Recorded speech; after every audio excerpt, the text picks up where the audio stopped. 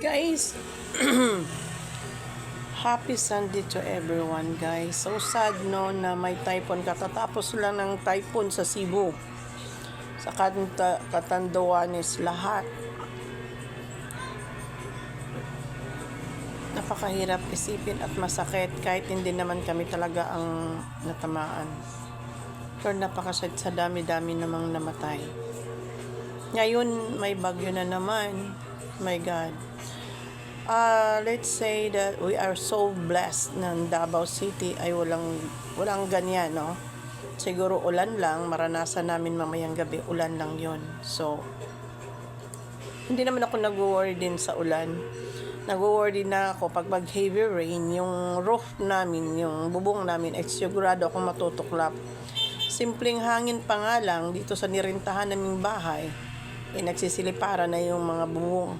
How come pa kaya pag heavy rain at windy as well, di ba?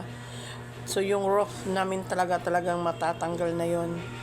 So may payo ko lang, maraming salamat sa lahat ng mga vloggers, mga content creator na tumutulong sa mga sakuna sa ating bansa. Napakalaking tulong ninyo, guys.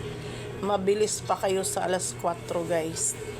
Kaya, huwag nating basta-basta anuhin ang mga content creator dahil kumikita sila. Pero naitulong din nila sa tamang paraan. Kaya, pinagmamalaki namin ang ating mga content creator dito sa Davao City and whole Philippines. Kasi lalo na yung mga sikat dyan na content creator sa Cebu, talagang wala. Hindi sila nag-atubiling magtulong-tulong agad. Kaya sana all, no, ganun din ako para makatulong, pero sad to say wala pa eh. Parang nasa step 2 pa lang ako para umakyat pa doon. Nahirapan pa nga sa step 2 na umakyat para lang kumita. Ayun yun siya, pero pinagpasalamat ko yung mga content creator talaga na tumutulong. Talagang matik nandun na sila, guys. Very proud talaga yung mga Pilipino kasi tulong-tulong. Huli pa nga tumulong yung ibang mga, alam mo na, pero hindi na natin siya banggitin kasi out of our business, guys. Kaya thank you so much sa mga content creator. Hindi ko na sila isa-isahin kasi kadami-dami nilang tumulong. Mamaya hindi ko mabanggit lahat, tapos tumulong pala. Makabigay pa tayo ng sama ng loob. Kaya guys, ngayon may bagyo naman tayong uwan. So everyone, guys, mag-iingat. Kami rin, kahit nasa Davao lang kami, always ready po kami. Kami, ready lang yung payong namin kasi pag umulan, grabing tulo dito sa inarkilahan naming bahay. Payong na lang siguro ang kailangan namin dito. Kaya ingat-ingat po ang lahat.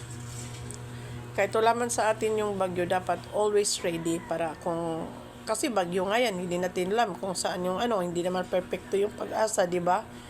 Kasi yung Davao City talaga, hindi siya kasali. Yung Davao City, siguro mayang gabi or rain, ganun meron. Kaya, doble ingat po tayong lahat. Have a blessed Sunday to everyone.